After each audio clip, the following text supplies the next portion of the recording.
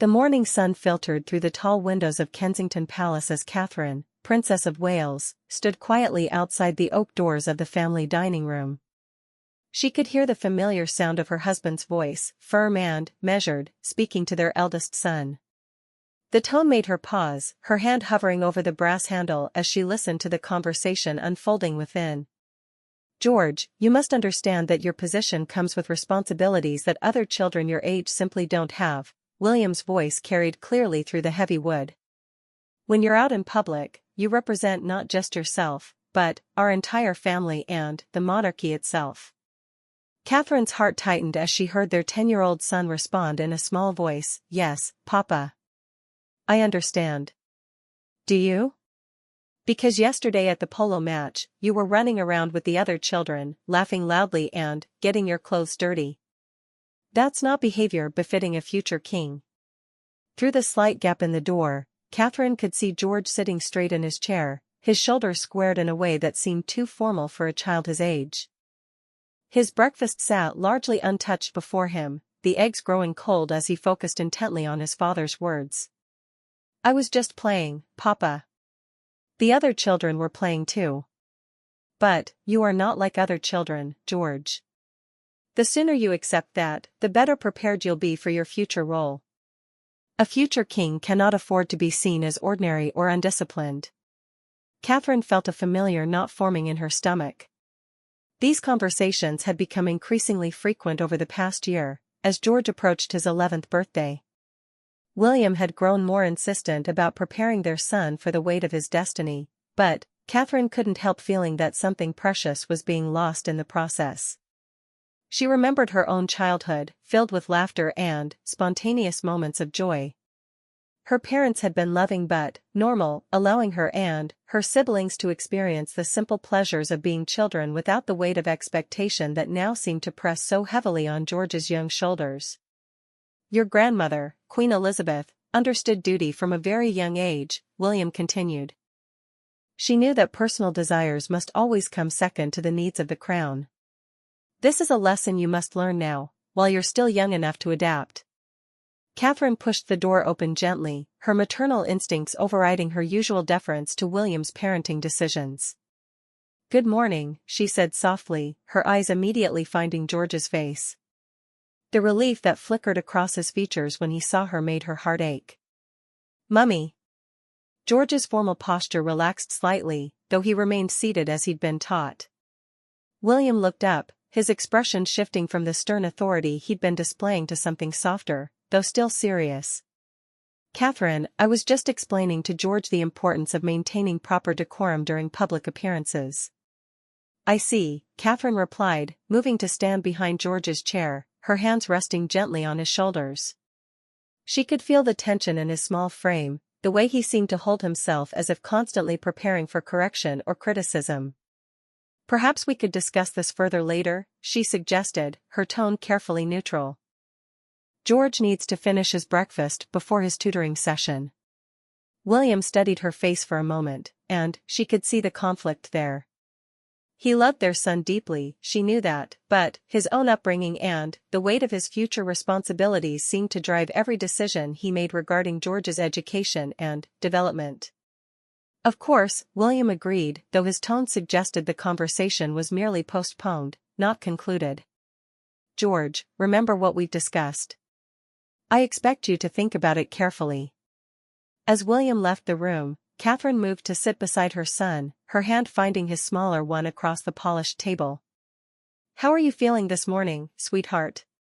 George looked up at her with eyes that seemed too old for his young face. "I'm fine, Mummy.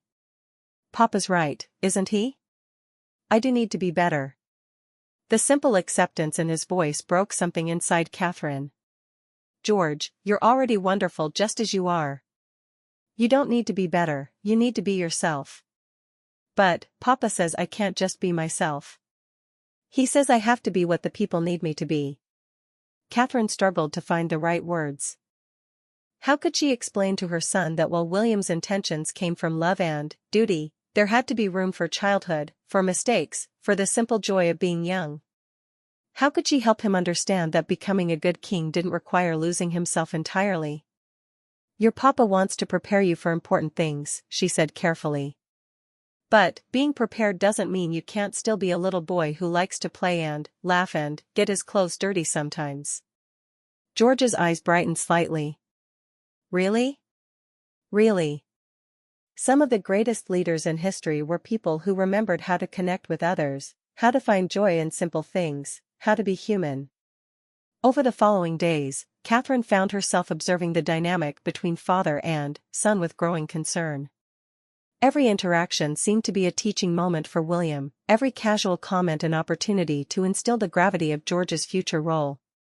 She watched as her son grew more careful with his words, more conscious of his every movement, more hesitant to express spontaneous joy or enthusiasm. During a family walk through the gardens at their Norfolk home, Anmer Hall, Catherine witnessed a moment that crystallized her fears. George had been walking quietly beside his father, discussing his history lessons, when he spotted a family of rabbits near the hedge. His face lit up with the natural excitement of a child seeing something delightful, and he took an involuntary step toward them. George, William's voice stopped him immediately. Remember what we discussed about maintaining composure. The light in George's eyes dimmed, and he returned to his father's side, resuming their serious conversation about the Tudor monarchs as if the moment of childish wonder had never occurred. That evening, after George had been tucked into bed, Catherine found herself in their private sitting room with William, the silence between them heavy with unspoken tension. I'd been thinking about our approach with George, she began carefully, choosing her words with the same diplomatic precision she'd learned to use in public appearances. William looked up from the government papers he'd been reviewing. What about it? I'm concerned that we might be asking too much of him too soon. Catherine, he's going to be king one day. We can't protect him from that reality forever. I'm not suggesting we protect him from it. I'm suggesting we allow him to grow into it gradually, naturally. William set down his papers, his attention fully focused on her now. My grandmother became queen when she was 25, but she'd been preparing for that role her entire life. Every moment of her childhood was shaped by the understanding of what lay ahead. And, look at the cost of that, Catherine replied gently. Your grandmother was extraordinary, but she also spoke often about the loneliness, the sacrifice, the weight of never being able to simply be herself. That's the reality of our position. But, it doesn't have to be George's reality, at least not yet. He's 10 years old, William. He should be worried about school tests and whether his friends like him, not about representing the monarchy every moment of every day. William was quiet for a long moment, his expression thoughtful but troubled. You think I'm being too hard on him? It wasn't a question, and Catherine could hear the hurt beneath the statement. She moved to sit beside him on the sofa, taking his hand in hers. I think you love him so much that you're trying to protect him by preparing him for everything at once.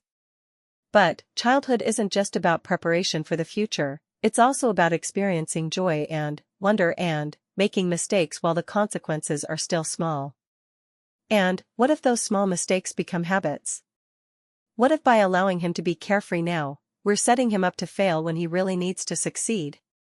Catherine could see the fear that drove William's strictness, the weight of his own experiences and the pressure he felt to ensure George was ready for a role that had shaped William's entire life. What if by not allowing him to be carefree now, we're setting him up to be a king who doesn't understand the people he's meant to serve? What if we're creating someone who's technically perfect but emotionally disconnected? The question hung between them, and Catherine could see William considering it seriously. This was one of the things she loved most about her husband, his willingness to genuinely consider perspectives that challenged his own beliefs. I remember my own childhood, William said slowly. The constant awareness that everything I did was being watched, analyzed, judged. I remember wanting so desperately to just be normal, to have friends who saw me as just William, not as a prince. And, do you want that same feeling of isolation for George? No, William admitted. But, I also don't want him to be unprepared when the world starts demanding more of him. Catherine squeezed his hand. Then, maybe we need to find a balance. Maybe we can teach him about duty and responsibility while also allowing him to experience the joy and freedom of childhood.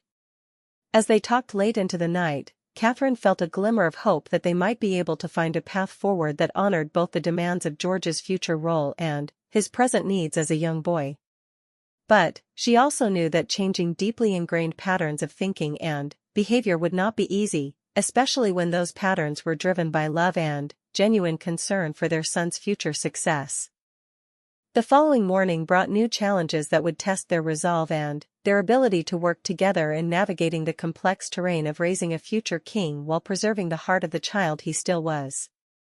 The crisis came unexpectedly, as family crises often do, during what should have been a peaceful Saturday morning.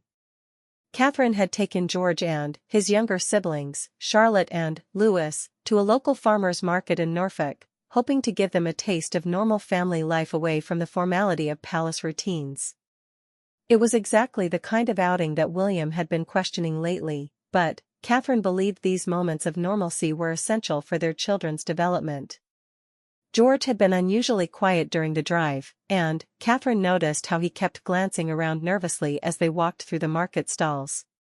Even in this relaxed setting, she could see the weight of his father's recent lessons pressing down on him. He walked with careful, measured steps, his hands clasped behind his back in a pose that looked painfully formal for a 10-year-old boy exploring a market full of colorful vegetables and homemade crafts. "Look, George," Catherine said gently, pointing to a stall selling fresh strawberries. "These look delicious. Would you like to try one?" George looked at the strawberries with obvious longing, but hesitated. "Should I? Papa says I need to be careful about eating in public where people might see." Catherine's heart ached at the careful consideration in his young voice. "It's perfectly fine to enjoy a strawberry, sweetheart. That's what markets are for." As George tentatively accepted a sample from the friendly vendor, Catherine watched his face light up with simple pleasure. It was a reminder of how naturally joyful he could be when not constrained by constant awareness of his future role. Charlotte, who was 8 and still blissfully unconscious of most royal protocols, had been chattering happily with the market vendors, asking dozens of questions about how vegetables grew and whether the sheep she could see in a nearby field were happy. Her spontaneous curiosity and genuine delight in everything around her stood in stark contrast to George's careful composure. The moment that changed everything happened at a stall selling handmade toys. Louis, who was 5 and still young enough to escape most of William's formal expectations, had spotted a wooden knight on horseback and was examining it with the intense focus that only small children could bring to something that captured their imagination. "Mummy, look!" Louis called out. "It's just like the knights in my storybook." George moved closer to look at the toy, and Catherine could see genuine interest flickering in his eyes. The wooden knight was beautifully crafted, with intricate details carved into the armor and horse. "It's wonderful, isn't it?" Catherine encouraged, hoping to see more of that spark of childhood interest. "Yes," George said quietly, then added with the kind of adult consideration that broke Catherine's heart, "But Papa would say it's important not to seem too interested in toys where people might be watching." The vendor, an elderly man with kind eyes, had been listening to this exchange with growing confusion. "Begging your pardon, young man, but what's wrong with a lad your age being interested in toys? My grandson is about your size, and he'd be over the moon to have a knight like this one." George looked uncomfortable, clearly uncertain how to explain his situation without revealing their identities. Catherine could see him struggling with the collision between his father's teachings about maintaining dignity and his natural desire to simply be a child interested in a beautiful toy. "There's nothing wrong with it at all," Catherine said firmly, addressing both the vendor and her son. "George, if you like it, we can certainly get it for you." "Really?" The hope in George's voice was unmistakable, but so was the uncertainty. "What if someone sees me playing with it?" The vendor looked even more puzzled. "Son, the whole point of toys is to play with them. What good would it do sitting on a shelf?" Catherine made a decision that she knew might cause tension with William later, but felt necessary in that moment. "George, you're a little boy, and little boys should have toys they enjoy. If anyone has a problem with that, they can talk to me.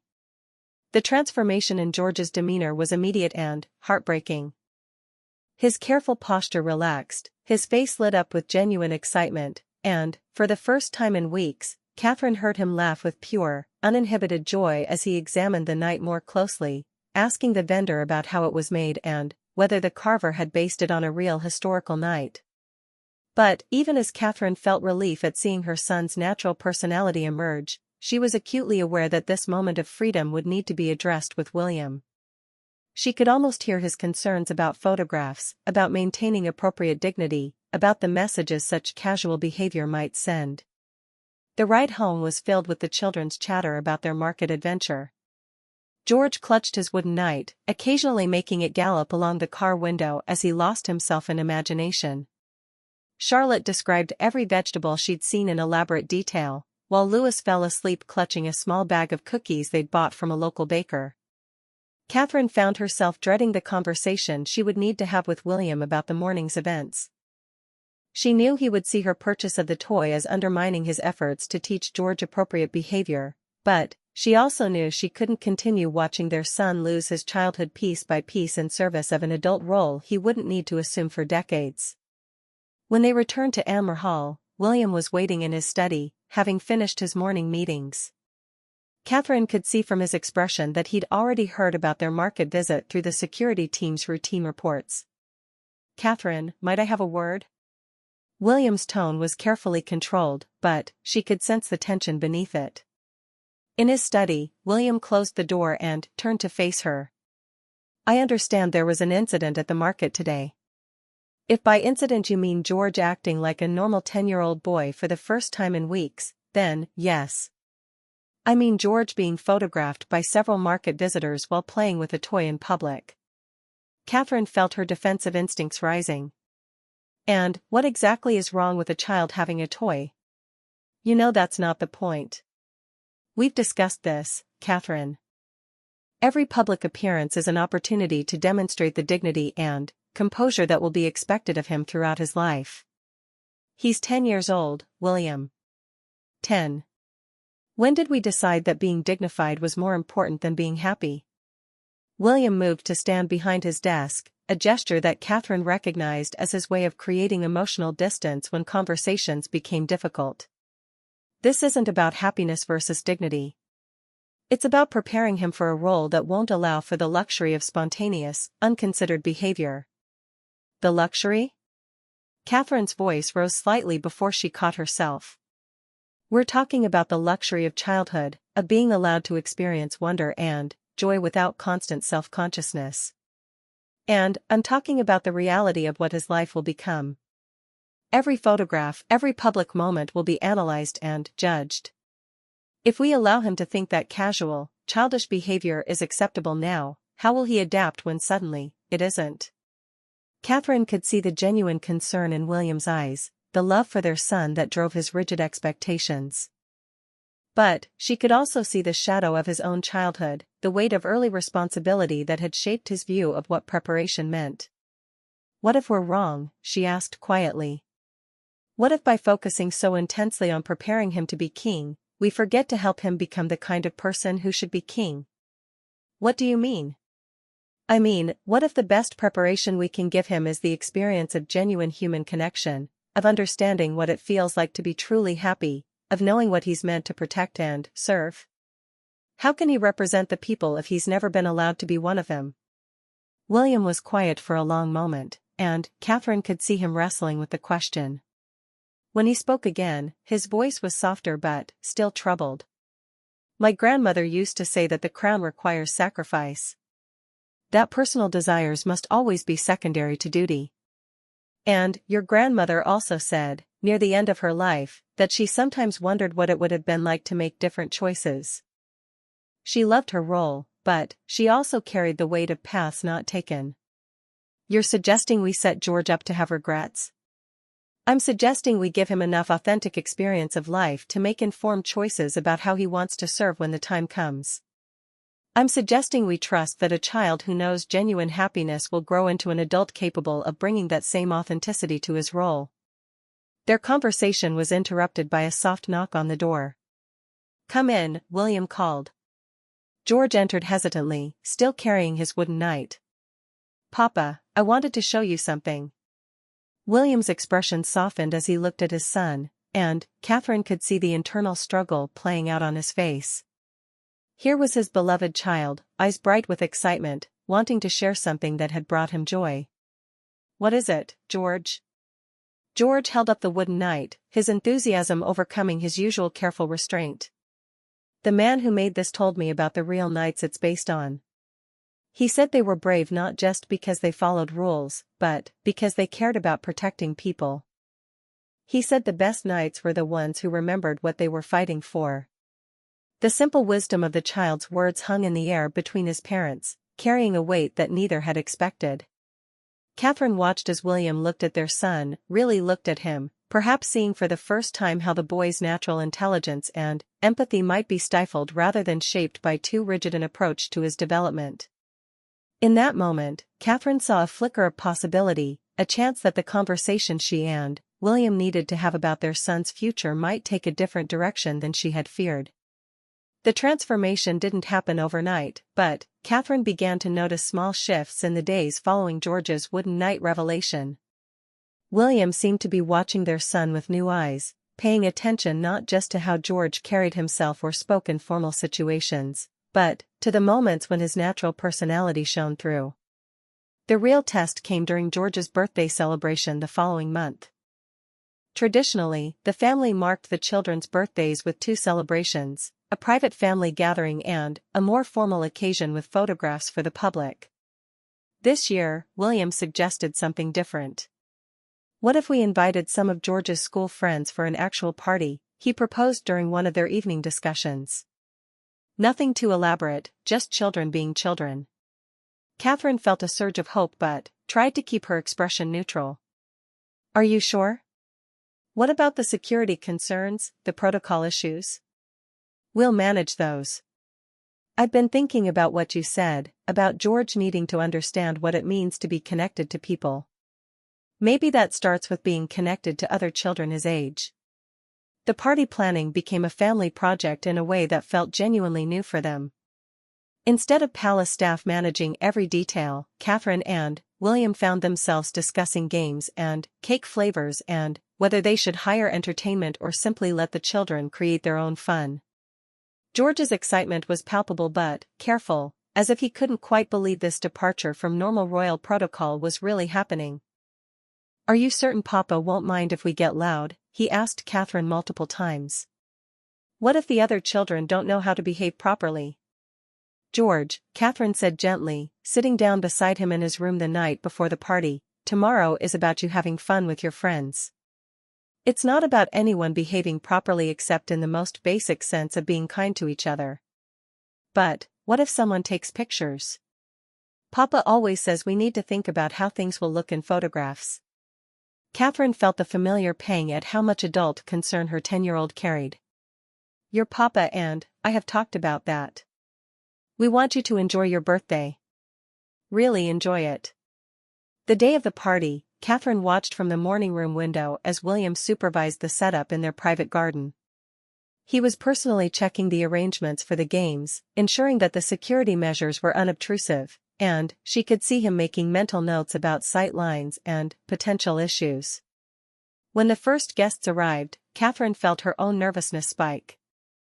These were children from George's school, bright and energetic 10 and 11-year-olds who had no idea they were attending a royal birthday party.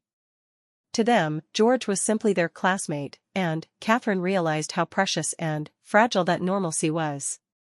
The early part of the party proceeded cautiously.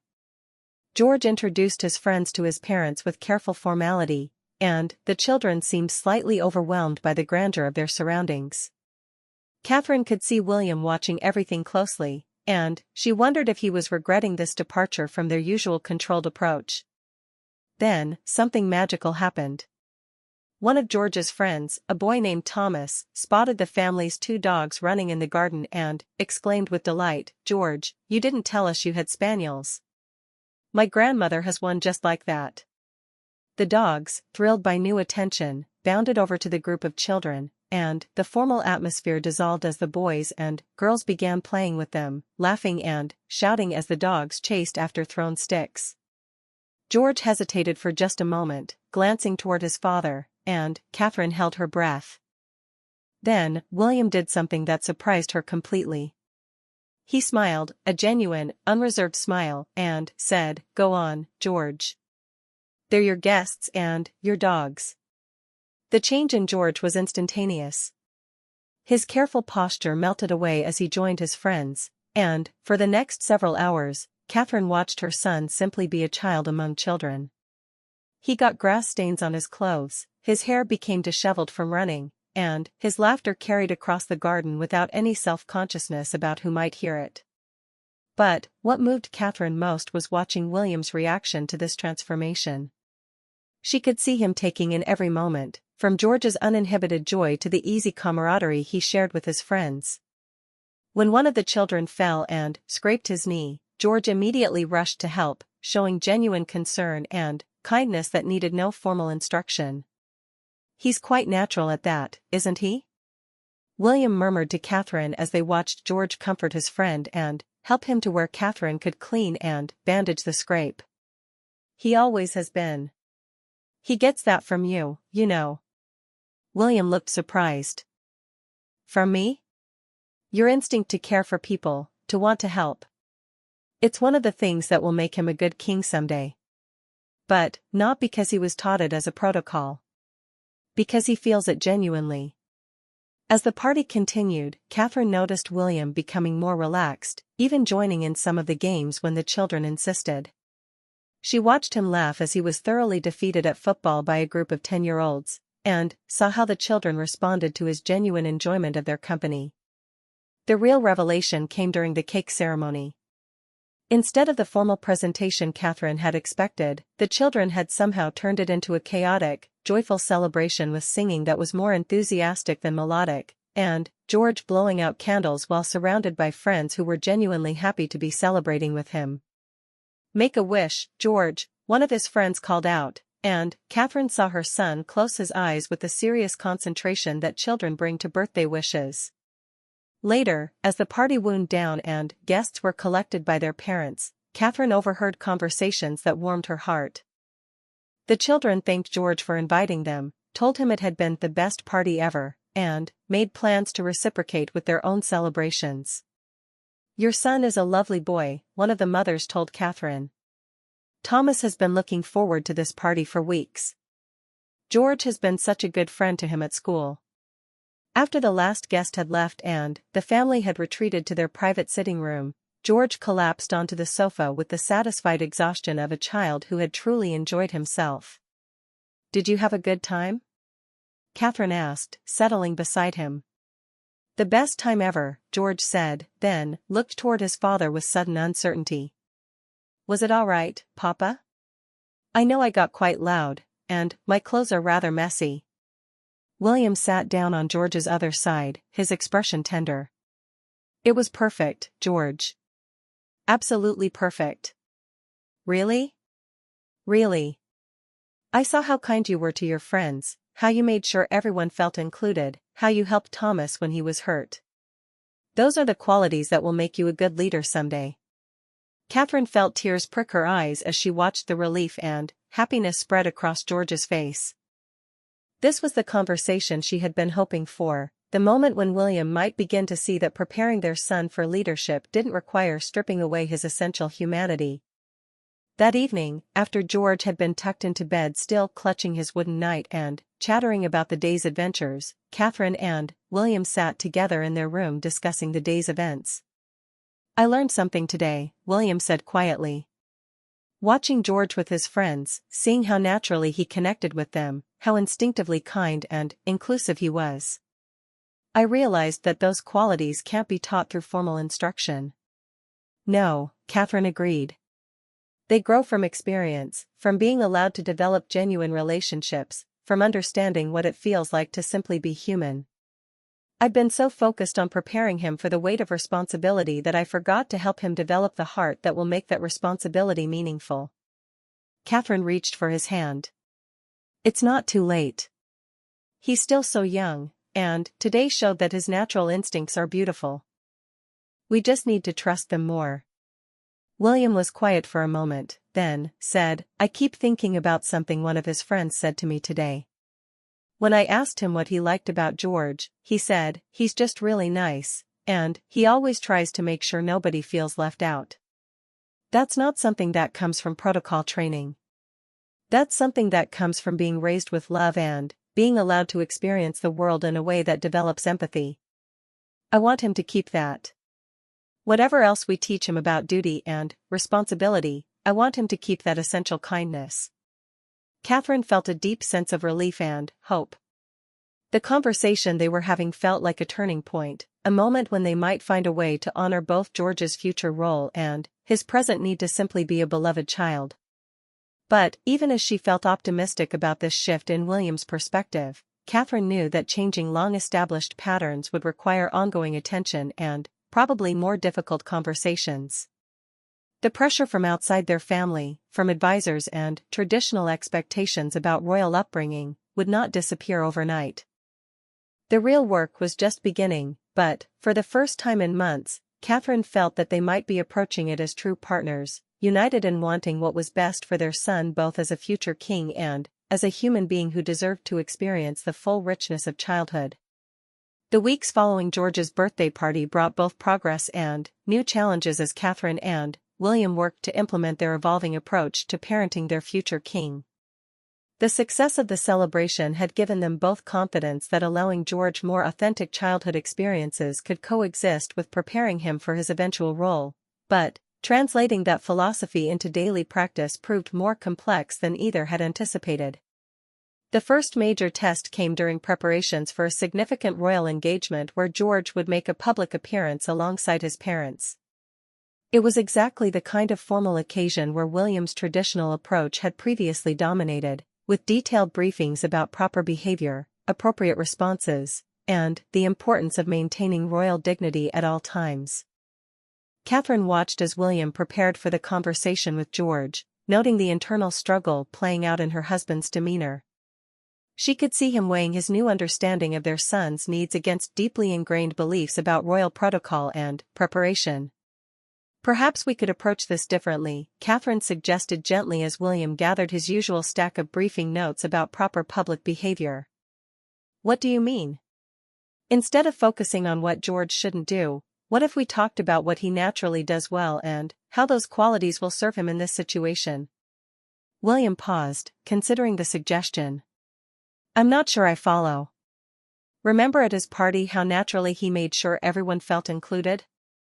How instinctively he helped when someone was hurt. Those same qualities will make him connect authentically with the people he meets during this engagement. When they sat down with George to discuss the upcoming appearance, Catherine was relieved to see William taking a different approach than his usual formal briefing style. George, next week we'll be visiting a children's hospital together, William began. I thought we might talk about what that will be like. George nodded seriously. Should I prepare special things to say? Well, what would you want to talk about if you met other children who were in the hospital? George thought carefully. I'd probably want to know if they were feeling scared, and maybe tell them about things that made me feel better when I was worried about something. Catherine felt a surge of pride at her son's natural empathy, and she could see William recognizing the same thing. That sounds like exactly the right instinct, William said. The children we meet might be dealing with some difficult things, and I think your natural kindness will mean a lot to them. But, what about the cameras and the people watching? You always say I need to be careful about how things look. William glanced at Catherine, and she could see him wrestling with how to balance his traditional concerns with their new understanding. You're right that there will be cameras, he said finally. But, I think the most important thing is that you be genuinely yourself. The people watching want to see who you really are, not a performance of who you think you should be. The conversation continued with William sharing stories from his own childhood visits to hospitals, focusing on the meaningful connections he'd made rather than the protocol he'd followed. Catherine watched George's posture relax as the discussion shifted from rules to relationships, from performance to genuine human interaction. However, not everyone in their circle was comfortable with this evolving approach.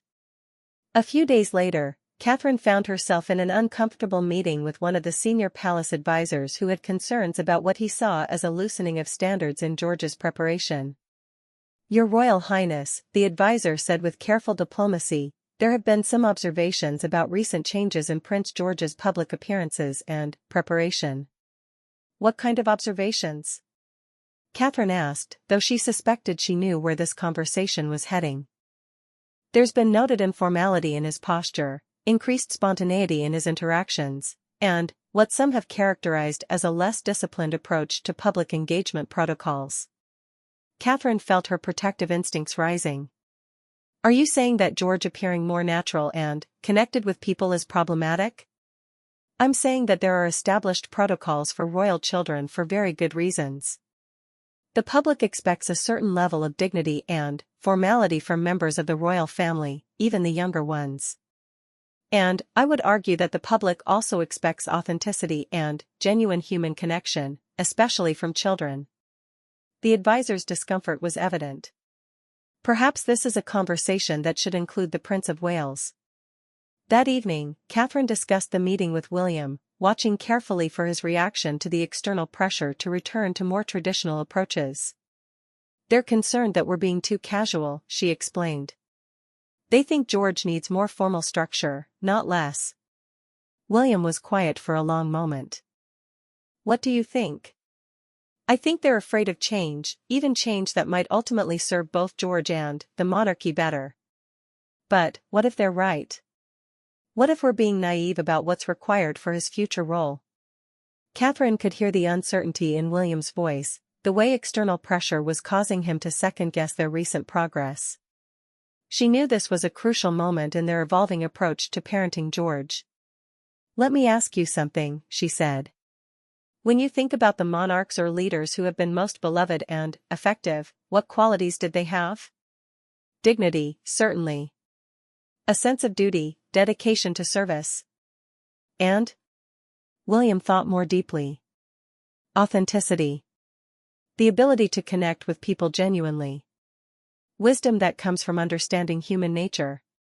"And how do you develop those last qualities?" "Through experience. Through genuine relationships.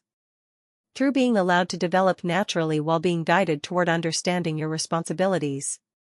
Catherine could see William working through the logic, reconnecting with the insights that had emerged from George's birthday party.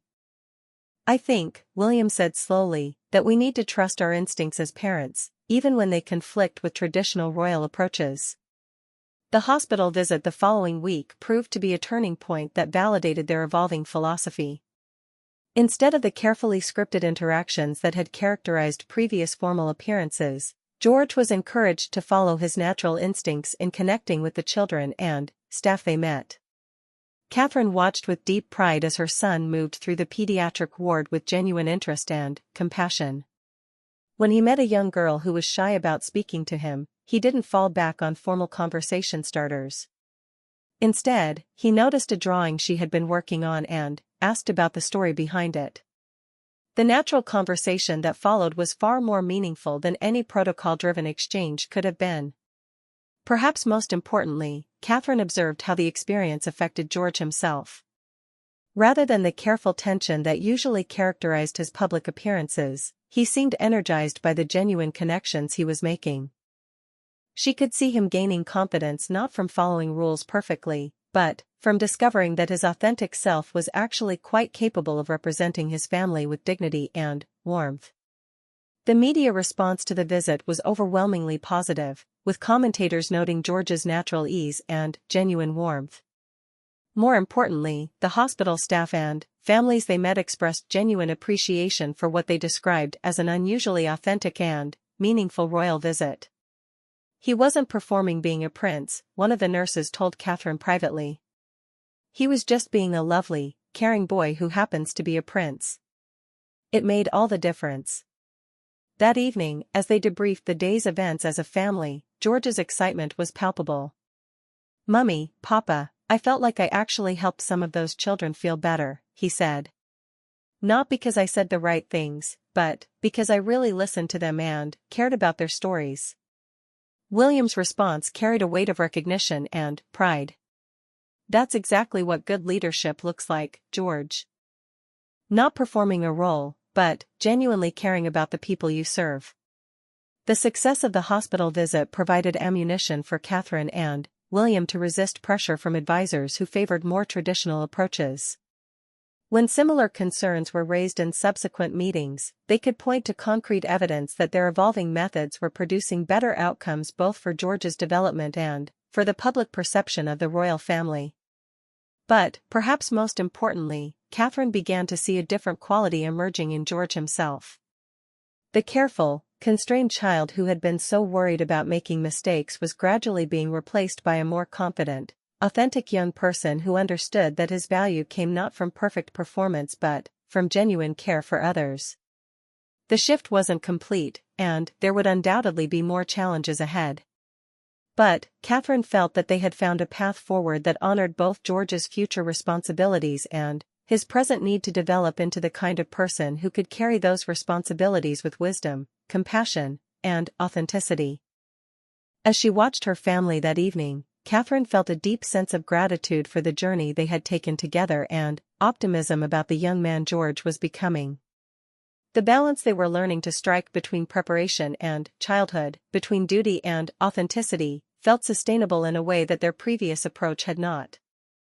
The real test would be maintaining this balance as George grew older and the external pressures intensified, but Catherine felt confident that they had established a foundation strong enough to weather whatever challenges lay ahead.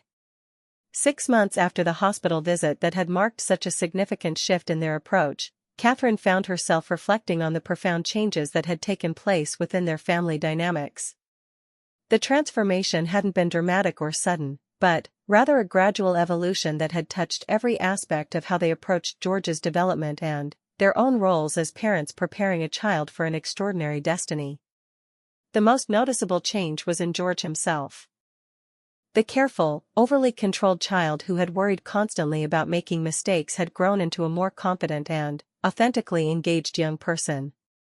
He still understood the weight of his future responsibilities, but that understanding was now balanced with a genuine sense of self-worth that didn't depend on perfect performance.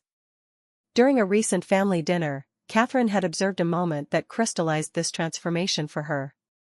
Charlotte had been telling an animated story about a school project, and, instead of sitting quietly and formally as he might have months earlier, George had jumped in with enthusiasm, adding his own related experiences and asking questions that showed genuine interest in his sister's activities. When William gently reminded him about table manners, George had adjusted his posture naturally without the anxiety that such corrections used to provoke. More importantly, he had continued his engaged participation in the conversation, demonstrating that he could maintain appropriate behavior without sacrificing his authentic personality. "I've been thinking about our conversation from months ago," William said to Catherine one evening as they walked through their private gardens at Kensington Palace. "About finding balance between preparation and childhood." "What about it?" "I think I was afraid that if I didn't prepare George for every possible challenge, I would be failing him as a father. But I've come to understand that the most important preparation I can give him is helping him become someone worth following." Catherine smiled, hearing the wisdom that had emerged from their journey together. "And how do you think we're doing with that?" "I think we're helping him become someone I would be proud to follow, regardless of his title." This shift in perspective had influenced not just their approach to George's development, but their relationship with Charlotte and Louis as well. The lessons they had learned about balancing preparation with authentic childhood experience were being applied more broadly, creating a family environment where all 3 children could develop their natural personalities while understanding their unique circumstances. Charlotte, in particular, had benefited from this more relaxed approach. Her natural confidence and curiosity had been allowed to flourish without constant correction, and she was developing into a poised but genuinely spirited young person who could represent her family with both dignity and authenticity. Louis, still young enough to be largely exempt from formal expectations, had nonetheless benefited from the reduced tension in family dynamics.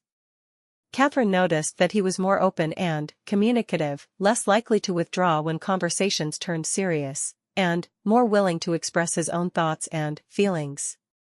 The changes had not gone unnoticed by the broader royal household and media.